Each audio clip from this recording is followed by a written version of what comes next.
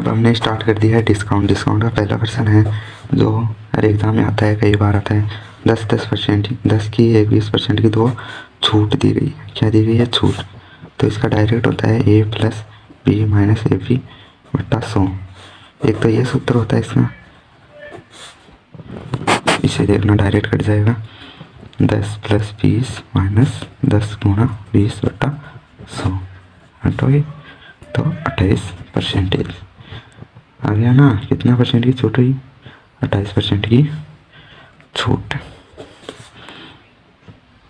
यदि दो छूट दी जाए ना कर्मा के दो छूट, तो इस तरीके से कर लेना। यदि वो तरीका समझ में नहीं आया, मान लो ये वाला तरीका समझ में नहीं आया, तो सेकंड तरीका हो गया कि छूट काटने के लिए 100 में से घटा दो। 100 में से पहले कितनी छूट? 10% छूट थी, तो 100 माइनस 10।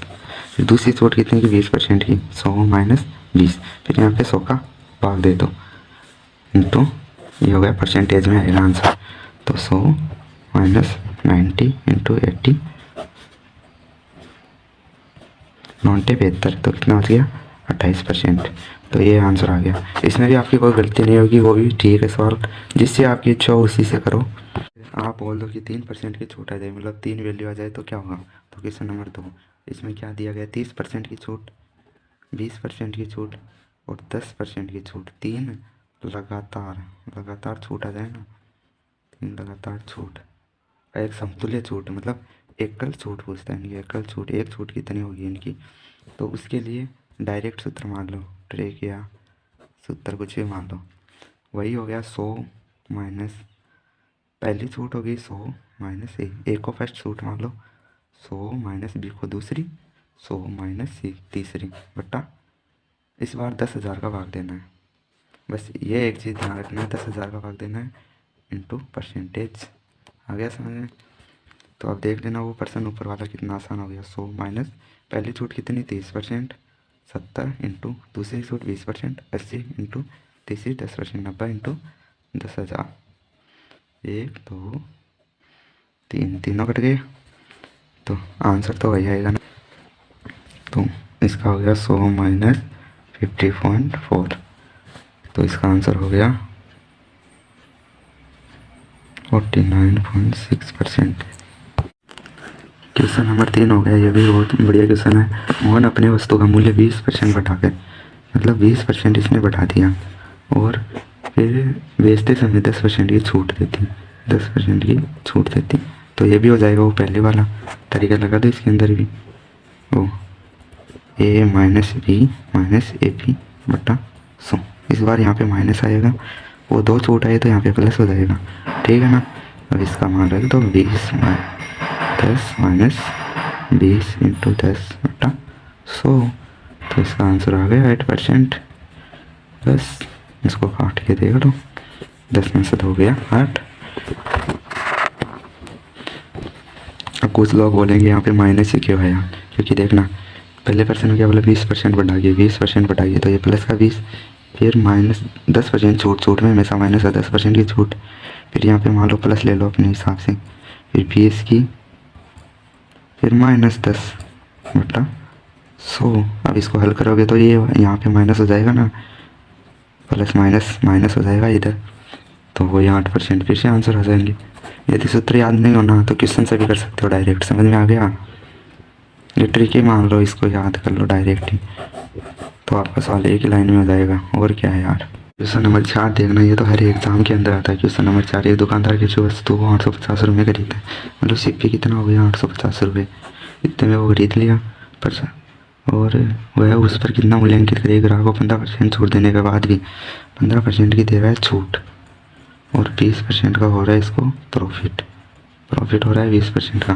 तो इसका डायरेक्ट ट्रिक हो गई, इसकी डायरेक्ट ट्रिक हो गई CP MP बराबर 100 minus discount 100 plus profit. Direct काट दो, CP हमको दिया है, MP हमको निकालना है, तो अब इसको तिरछा गुना करवा दो। CP 850 इंटू 100 प्लस 20, प्रॉफिट कितना हो गया? 120, और हमारे पास डिस्काउंट कितना दिया था पर्सन में? 15%, तो कितना हो गया? 85। तो काट दो 10। बस तो इसको काट दिया ना इधर से, 66% हो गया, तो हमारे पास आंसर आ गया 1200 रुपये। उस पर 1200 रुपये अंकित करेगा, मतलब ये आ गई हमारे पास MRP आ गई वो हमारी, समझ में आ गया। ये याद रख लेना आप तो डायरेक्ट ही, बस इसके अंदर मान रखना है, 3 गुना करवा के MP का मान करते हैं। कभी कभी MP का मान देगा CP पूछेगा, कभी CP का मान देगा MP पूछेगा, कई बार या CP भी दे देगा MP भी देगा, डिस्काउंट भी देगा और प्रॉफिट पूछ लेगा, और कई बार प्रॉफिट भी देगा MP भी देगा CP भी देगा और डिस्काउंट पूछ लेगा। मतलब 4 क्वेश्चन बन जाते हैं एक ही, इसी से 4 क्वेश्चन बन जाते हैं, देख लो आप अपने हिसाब से। अब ये क्वेश्चन नंबर 5 देखना, डिस्काउंट का क्वेश्चन नंबर 5 बहुत ही खतरनाक है। इसमें लैंग्वेज ही डिपेंड करती है इसके ऊपर, किसी वस्तु का मूल्य कितना % बढ़ाकर अंकित करना होगा। बस ये चीज़ रखना, मूल्य को कितना % बढ़ाकर, मतलब ये हमको निकालना है, ताकि अंकित मूल्य 20% छूट देने पर, मतलब हमको MP पे कितने 20% की छूट देनी है दुकानदार को। अब दुकानदार है भाई साहब, मन तो लाभ चाहिए, दिन चाहिए 40% का लाभ होगा, इसको प्रॉफिट हो गया। तो अब इसका डायरेक्ट, या तो आप इसकी डायरेक्ट ट्रिक याद रखो, इसकी हो जाएगी profit plus loss 100 minus loss into 100। इससे क्या डायरेक्ट हो जाएगा, प्रॉफिट कितना दिया गया हमको 40%, लॉस 20%, इसमें MP भी दिया गया है, लॉस कितना 20 दिया गया, 80 इंटू 100। तो इसका डायरेक्ट हो गया 4 2 6 75% हो गया इसका आंसर। हाँ पता चल गया ना, ये पूरा करना पड़ेगा। बस इस बात का ध्यान रखना, ये शुरू में क्वेश्चन में देता है किसी वस्तु का मूल्य कितना बढ़ाकर। अब ये अगला सवाल आएगा ना जो 6 नंबर, उसमें आपका कंफ्यूजन दूर हो जाएगा। इसमें पूछा है बढ़ाकर, फिर उसमें है ना ये मान देगा और है ना छूट पूछ लेगा, मतलब ये पूछ लेगा और ये मान देगा, डिस्काउंट पूछ लेगा MP पे और ये मान देगा। अब अगला क्वेश्चन देखना, आपको समझ में आ गई, ये तो याद रख लेना, डायरेक्ट तो हो जाएगा, या वो उसे नॉर्मल तरीके से भी निकाल सकते, लेकिन उसमें टाइम बहुत लगता है ना, हमको एग्ज़ाम क्लियर करना है, कंफ्यूज नहीं करना उसको, एग्ज़ाम को भी। अब देखना क्वेश्चन नंबर 6, वही बात है, किसी वस्तु के मूल्य को 20% बढ़ाकर। अब 20% बढ़ाकर हमको वो वैल्यू देती जो पिछली बार निकाली थी ना, वो वैल्यू हमको पहले इस बार देती, अंकित करता है, मतलब MP परसेंटेज इस बार देती है हमको, कितना बढ़ाएंगे, उस पर कितना प्रतिशत छूट दिया था, बोला था ना डिस्काउंट पूछ लेगा। अब डिस्काउंट पूछ लिया, 8% का प्रॉफिट कितना हो गया 8% का। अब या तो इसको सूत्र से कर लो, देखो, या तो डायरेक्ट बताता हूँ, पहले डायरेक्ट कैसे करते हैं हमारे तरीके से, परसेंट के हिसाब से वस्तु के मूल्य को 20% बढ़ाकर, मतलब 100 की वस्तु है, CP 100 एंड 20% बढ़ा दिया, कितना हो गया 120 रुपये की वस्तु हो गई। अब प्रॉफिट होगा ना वो CP पे होता है, तो SP 108 रुपये में बेचेगा सामान, तो ही तो 8 रुपये का प्रॉफिट होगा ना उसको, 8 रुपये का प्रॉफिट। एक बार ये समझ लो, नहीं आए तो दूसरा बता देंगे। अब डिस्काउंट पूछना, डिस्काउंट हमेशा MP और SP में निकलता है ना, देखना 120 में से 8 गए 12 बटा 120 इंटू 100, तो इसका आंसर हो गया 10%। बस आ गया छूट, यही इस क्वेश्चन का आंसर है, कितना छूट दिया जाना चाहिए 10%। यदि ये याद ना हो तो दूसरी और ट्रिक है जिससे आपको छूट डायरेक्ट कर सकती है। इसमें तो आपको प्रॉफिट तथा जो एक्सप्रेशन लॉस हुआ था ना, इसको कुछ मान लो, एक्स का अंतर मान लो, एक्स मान लो, और 100 प्लस एक्स, तो आपको फ़ायदा हुआ था ना, फ़ायदा, और जो आपने बढ़ाकर अंकित किया था ये तो हो गया, जो आपने 20% बढ़ा के अंकित किया था ना वो हो गया, और P क्या हो गया आपका, प्रॉफिट हो गया, इंटू 100 परसेंटेज निकाल दिया। बस ये याद रख लेना, डायरेक्ट हो जाएगा आपका क्वेश्चन, ज़्यादा उलझन में क्यों पड़े हो। ये तो थोड़ा एडवांस हो गया, जिसका माइंड थोड़ा ज़्यादा तेज़ चलता है, ये नॉर्मली याद रखोगे तो डायरेक्ट हो जाएगा। सवाल आता है, हर एग्जाम में आता है। सवाल में देखना, अब आपको पीछे का थोड़ा रिवीजन हो जाएगा। क्या बोला, किसी वस्तु का सूची मूल्य 1200 रुपये। अब ये सूची मूल्य क्या होता है, सूची मूल्य होता है MRP, जो हमारी वस्तु के ऊपर लिखी हुई थी, दुकान से लेके आते हैं ना, उस पर MRP लिखी हुई थी ना वो, और इसको शॉर्टकट में MP भी बोलते हैं, मार्क प्राइस।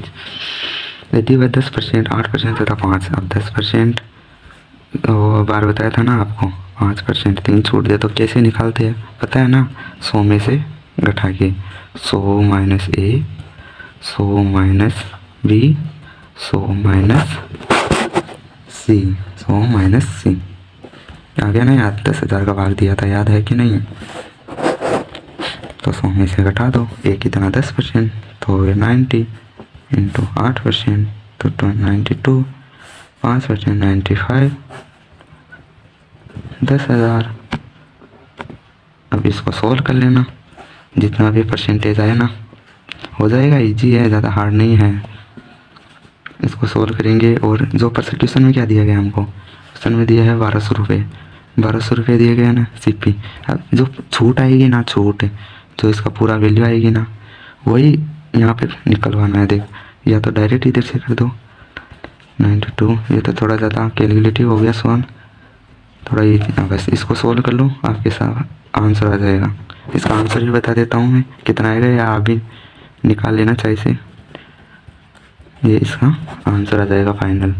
आप भी ट्राई कर लेना हो सके तो, ठीक है ना। बस ये याद रख लेना, ये सीपी हो गया, ये हमारा ना सीपी नहीं, एमआरपी हो गया, एमपी हो गया, मार्क प्राइस। और हमने क्या काट लिया, हमने निकाला विक्रय मूल्य एसपी, एसपी निकाल लिया विक्रय मूल्य, एसपी बराबर एमपी इंटू छूट। आगे समझ में। नंबर 8 देखना भाई, बहुत ही कन्फ्यूजिंग सवाल है, एक बार पढ़ोगे दूसरी बार पढ़ोगे तो जाके समझ आएगा। यदि किसी वस्तु 20% की छूट, पहले 20% का डिस्काउंट, इसको D1 मान लो क्योंकि इसमें 2 छूट आएगी, और यानी के बाद 60% का प्रॉफिट, इसमें P1 प्रॉफिट कितना 60%, कन्फ्यूज नहीं होगा ना। मान लो यदि 25% की छूट, अब D2 कितना 25%, तो P2 पूछ लिया, बस इजी है क्वेश्चन। और डायरेक्ट आपको निकालना नहीं आता क्या इसको। अब मान लो D2 पूछा है, सेकेंड डिस्काउंट पूछा है ना, डिस्काउंट थोड़ी प्रॉफिट पूछा है, P2 पूछा है हमको, P2। तो पहले का प्रॉफिट 100 प्लस P1, पहले और दूसरे का डिस्काउंट, पहले का प्रॉफिट दूसरे का डिस्काउंट अपॉन 100 माइनस D1।